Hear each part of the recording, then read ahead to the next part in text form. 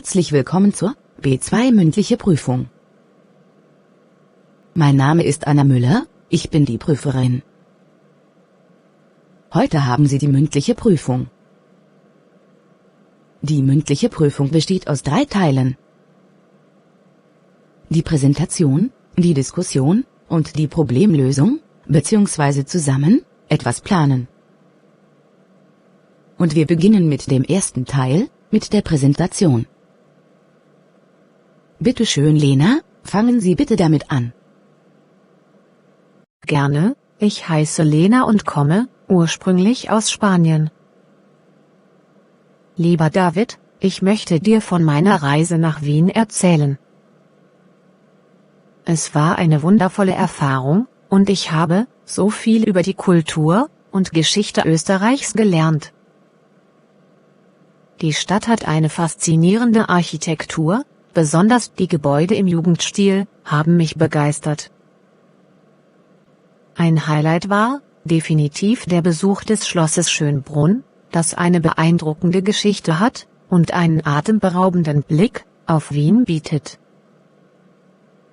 Wir haben eine Führung durch die prächtigen Räume gemacht und dabei viel über das Leben des Kaisers Franz Josef und seiner Frau Elisabeth erfahren. Ich habe auch viel Zeit in Museen verbracht und konnte so meine Deutschkenntnisse verbessern, indem ich mir die Beschreibungen der Kunstwerke auf Deutsch durchgelesen habe. Besonders beeindruckt hat mich das Kunsthistorische Museum, das eine große Sammlung von Kunstwerken aus verschiedenen Epochen präsentiert. Ich habe dort Werke von Künstlern wie Bruegel, Rubens und Vermeer bewundert. Neben den kulturellen Aktivitäten habe ich auch die Wiener Küche und ihre Spezialitäten genossen. Ich habe Wiener Schnitzel, Apfelstrudel und Sacher-Torte probiert, die alle sehr lecker waren.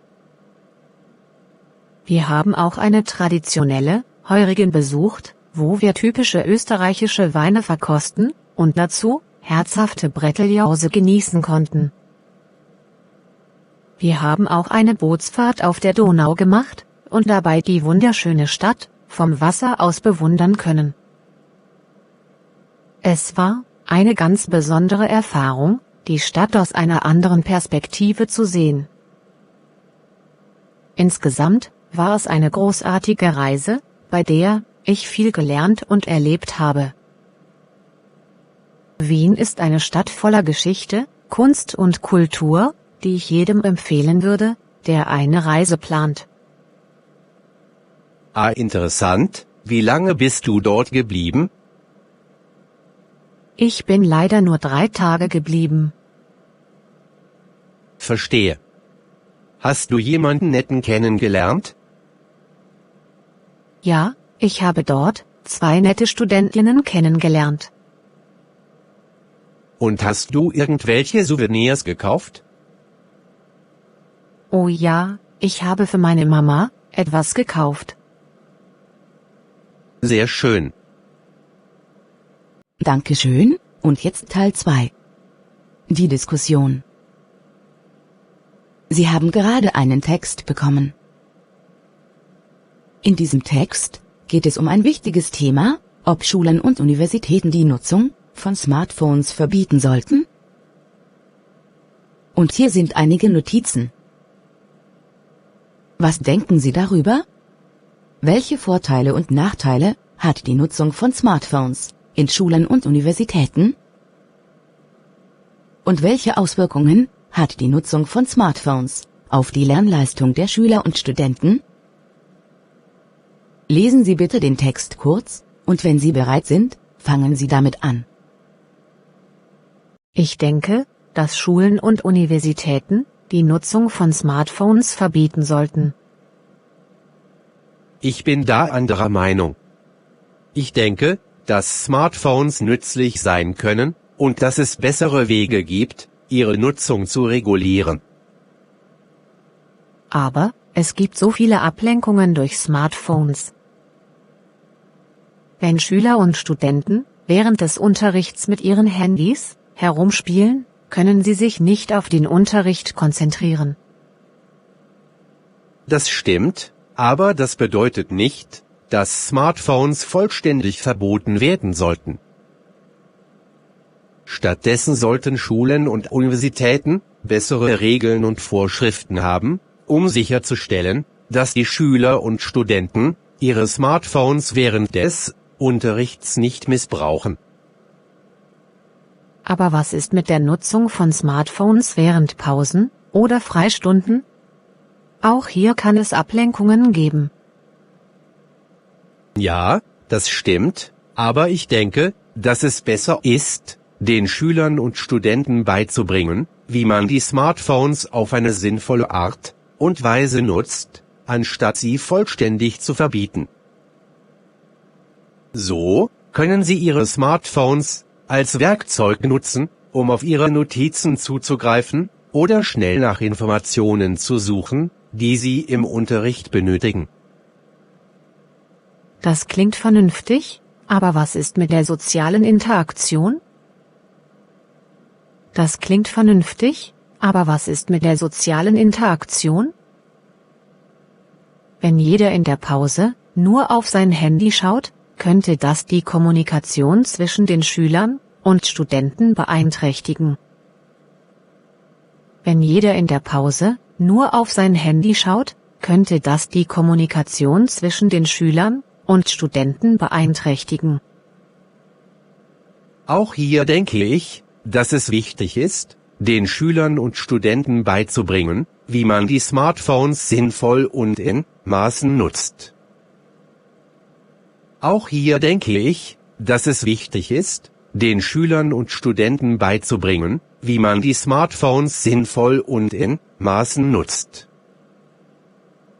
Zum Beispiel könnten Schulen und Universitäten Regeln einführen, die den Schülern und Studenten erlauben, ihre Smartphones nur in bestimmten Bereichen zu nutzen. Zum Beispiel könnten Schulen und Universitäten Regeln einführen, die den Schülern und Studenten erlauben, ihre Smartphones nur in bestimmten Bereichen zu nutzen. Um sicherzustellen, dass sie auch genügend Zeit haben, um miteinander zu interagieren und zu kommunizieren. Um sicherzustellen, dass sie auch genügend Zeit haben, um miteinander zu interagieren und zu kommunizieren. Aber es gibt so viele negative Auswirkungen auf die Gesundheit, wenn man ständig auf sein Handy schaut. Aber es gibt so viele negative Auswirkungen auf die Gesundheit, wenn man ständig auf sein Handy schaut. Sollten Schulen und Universitäten nicht darauf achten, dass ihre Schüler und Studenten gesund bleiben? Sollten Schulen und Universitäten nicht darauf achten, dass ihre Schüler und Studenten gesund bleiben? Ja, Gesundheit ist wichtig, aber es ist auch wichtig, die Schüler und Studenten auf das Leben in der modernen Welt vorzubereiten, wo Smartphones und Technologie allgegenwärtig sind. Ja, Gesundheit ist wichtig, aber es ist auch wichtig, die Schüler und Studenten auf das Leben in der modernen Welt vorzubereiten, wo Smartphones und Technologie allgegenwärtig sind. Ich denke, dass Schulen und Universitäten auch eine Verantwortung haben, die Privatsphäre und Sicherheit ihrer Schüler und Studenten zu schützen. Ich denke, dass Schulen und Universitäten auch eine Verantwortung haben, die Privatsphäre und Sicherheit ihrer Schüler und Studenten zu schützen. Smartphones können ein Risiko darstellen, wenn sie in der Schule oder auf dem Campus benutzt werden. Smartphones können ein Risiko darstellen, wenn sie in der Schule oder auf dem Campus benutzt werden. Das stimmt, aber es gibt viele Möglichkeiten, um die Privatsphäre und Sicherheit der Schüler und Studenten zu schützen. Das stimmt, aber es gibt viele Möglichkeiten, um die Privatsphäre und Sicherheit der Schüler und Studenten zu schützen. Wie zum Beispiel, durch die Nutzung von speziellen Apps oder durch Schulungen zur sicheren Nutzung von Smartphones. Wie zum Beispiel durch die Nutzung von speziellen Apps oder durch Schulungen zur sicheren Nutzung von Smartphones. Aber was ist mit den Schülern und Studenten, die nicht über ein Smartphone verfügen? Könnte das zu einer sozialen Ausgrenzung führen? Aber was ist mit den Schülern und Studenten, die nicht über ein Smartphone verfügen? Könnte das zu einer sozialen Ausgrenzung führen? Das ist ein wichtiger Punkt. Aber es gibt auch andere Wege, um die Schüler und Studenten miteinander zu verbinden, wie zum Beispiel durch soziale Aktivitäten oder gemeinsame Projekte. Aber es gibt auch andere Wege, um die Schüler und Studenten miteinander zu verbinden, wie zum Beispiel durch soziale Aktivitäten oder gemeinsame Projekte. Und was ist mit den Schülern und Studenten, die ihr Smartphone missbrauchen und sich nicht an die Regeln halten? Sollten sie nicht bestraft werden? Und was ist mit den Schülern und Studenten, die ihr Smartphone missbrauchen und sich nicht an die Regeln halten? Sollten sie nicht bestraft werden? Ja, das ist ein berechtigtes Anliegen. Aber ich denke, dass es besser ist, die Schüler und Studenten zu erziehen und ihnen beizubringen, wie man ihre Smartphones verantwortungsvoll nutzt, anstatt sie zu bestrafen. Aber ich denke, dass es besser ist, die Schüler und Studenten zu erziehen und ihnen beizubringen, wie man ihre Smartphones verantwortungsvoll nutzt, anstatt sie zu bestrafen. Das stimmt, aber ich denke, dass Schulen und Universitäten dennoch klare Regeln und Richtlinien haben sollten. Um sicherzustellen, dass die Schüler und Studenten ihre Smartphones auf eine sinnvolle Art und Weise nutzen. Das stimmt, aber ich denke, dass Schulen und Universitäten dennoch klare Regeln und Richtlinien haben sollten. Um sicherzustellen, dass die Schüler und Studenten ihre Smartphones auf eine sinnvolle Art und Weise nutzen. Ja, das sehe ich genauso. Es ist wichtig, die Vorteile und Nachteile der Smartphone-Nutzung abzuwägen und angemessene Maßnahmen zu ergreifen. Es ist wichtig, die Vorteile und Nachteile der Smartphone-Nutzung abzuwägen und angemessene Maßnahmen zu ergreifen.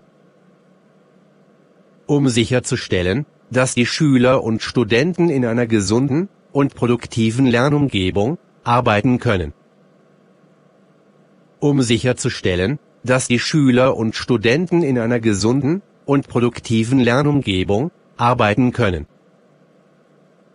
Aber was ist mit den Schülern und Studenten, die süchtig nach ihren Smartphones sind? Aber was ist mit den Schülern und Studenten, die süchtig nach ihren Smartphones sind? Sollten Schulen und Universitäten nicht etwas tun, um ihnen zu helfen, ihre Sucht zu überwinden? Sollten Schulen und Universitäten nicht etwas tun, um ihnen zu helfen, ihre Sucht zu überwinden? Ja, das ist ein weiteres wichtiges Anliegen. Ja, das ist ein weiteres wichtiges Anliegen. Ich denke, dass Schulen und Universitäten Ressourcen zur Verfügung stellen sollten, um den Schülern und Studenten zu helfen, ihre Sucht zu überwinden und gesunde Gewohnheiten zu entwickeln. Ich denke, dass Schulen und Universitäten Ressourcen zur Verfügung stellen sollten, um den Schülern und Studenten zu helfen, ihre Sucht zu überwinden und gesunde Gewohnheiten zu entwickeln. Und was ist mit den Eltern? Sollten sie nicht auch eine Rolle dabei spielen, ihre Kinder davon abzuhalten, ihre Smartphones in der Schule oder Universität zu benutzen? Und was ist mit den Eltern? Sollten Sie nicht auch eine Rolle dabei spielen, Ihre Kinder davon abzuhalten, ihre Smartphones in der Schule oder Universität zu benutzen? Ja, Eltern sollten auch eine Verantwortung haben, ihre Kinder bei der Nutzung von Smartphones zu unterstützen und zu erziehen. Ja, Eltern sollten auch eine Verantwortung haben, ihre Kinder bei der Nutzung von Smartphones zu unterstützen und zu erziehen. Es ist wichtig, dass Eltern und Lehrer zusammenarbeiten, um sicherzustellen, dass die Schüler und Studenten in einer gesunden und sicheren Lernumgebung arbeiten. Es ist wichtig, dass Eltern und Lehrer zusammenarbeiten, um sicherzustellen, dass die Schüler und Studenten in einer gesunden und sicheren Lernumgebung arbeiten.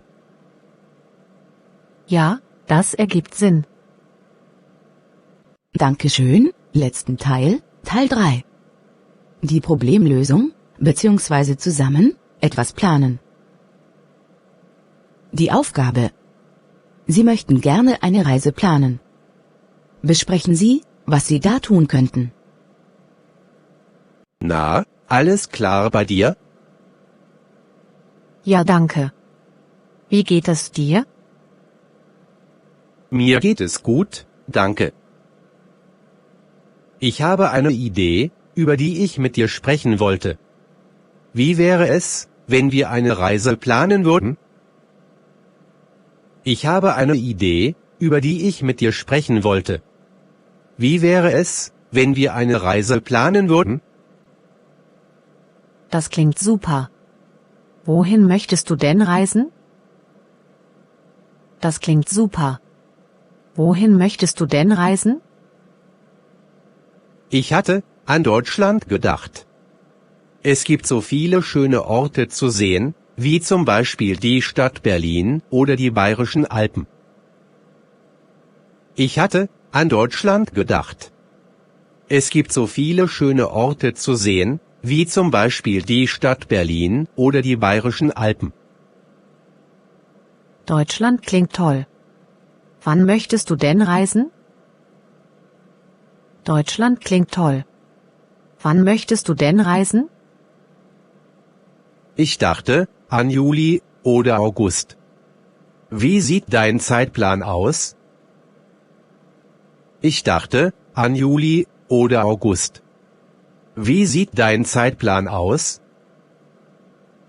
Juli würde mir besser passen. Wie lange möchtest du denn bleiben?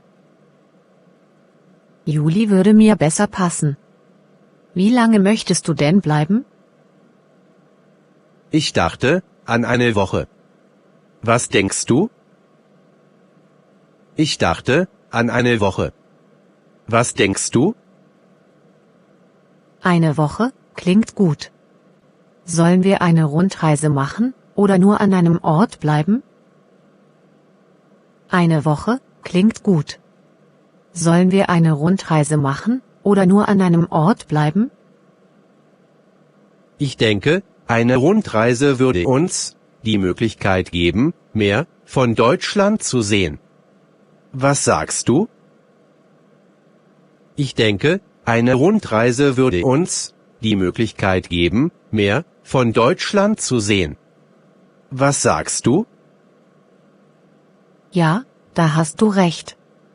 Wie stellen wir uns die Route vor? Ja, da hast du recht. Wie stellen wir uns die Route vor? Ich dachte, wir könnten in Berlin beginnen und von dort aus nach München fahren, um die Alpen zu besuchen. Ich dachte, wir könnten in Berlin beginnen und von dort aus nach München fahren, um die Alpen zu besuchen. Dann könnten wir nach Heidelberg weiterfahren, um die schöne Altstadt zu sehen. Dann könnten wir nach Heidelberg weiterfahren, um die schöne Altstadt zu sehen. Zum Abschluss könnten wir noch nach Köln reisen und den Kölner Dom besichtigen. Zum Abschluss könnten wir noch nach Köln reisen und den Kölner Dom besichtigen. Das klingt super. Wie wollen wir uns fortbewegen? Das klingt super. Wie wollen wir uns fortbewegen? Ich dachte an eine Kombination aus Bahn und Bus. Ich dachte an eine Kombination aus Bahn und Bus.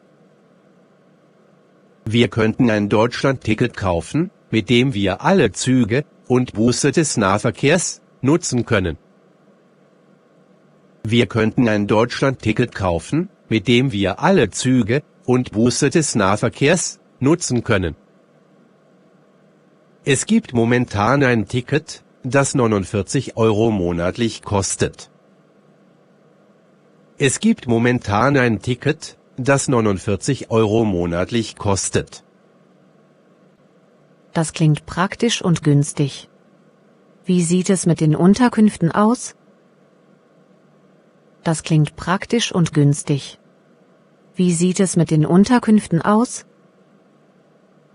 Ich würde gerne in Hostels übernachten, um Kosten zu sparen. Aber wenn du lieber in Hotels übernachtest, können wir auch das tun. Ich würde gerne in Hostels übernachten, um Kosten zu sparen. Aber wenn du lieber in Hotels übernachtest, können wir auch das tun. Nein, Hostels sind in Ordnung. Wie viel Geld planst du für diese Reise ein? Nein, Hostels sind in Ordnung. Wie viel Geld planst du für diese Reise ein? Ich habe an etwa 1.000 € gedacht, aber das hängt auch davon ab, wie viel wir für Unterkunft, Transport und Verpflegung ausgeben werden. Ich habe an etwa 1.000 € gedacht, aber das hängt auch davon ab, wie viel wir für Unterkunft, Transport und Verpflegung ausgeben werden. Das klingt fair. Wie wäre es mit Essen? Möchtest du die lokale Küche probieren, oder lieber etwas vertrautes Essen? Das klingt fair. Wie wäre es mit Essen? Möchtest du die lokale Küche probieren, oder lieber etwas vertrautes Essen? Ich liebe es, neue Küchen auszuprobieren, also würde ich gerne die lokale Küche genießen. Wie sieht es mit dir aus? Ich liebe es, neue Küchen auszuprobieren, also würde ich gerne die lokale Küche genießen. Wie sieht es mit dir aus? Ich bin auch dabei. Ich freue mich schon auf das Essen in München und Köln. Ich bin auch dabei. Ich freue mich schon auf das Essen in München und Köln. Ich auch. Gibt es noch etwas, das wir besprechen müssen? Ich auch. Gibt es noch etwas, das wir besprechen müssen? Ich denke nicht. Wir haben alles geplant. Lass uns die Reise buchen und loslegen. Ich denke nicht. Wir haben alles geplant. Lass uns die Reise buchen und loslegen. Ja, ich bin bereit. Ich denke, es wird eine unvergessliche Reise werden. Ja, ich bin bereit. Ich denke, es wird eine unvergessliche Reise werden. Ja, das denke ich auch.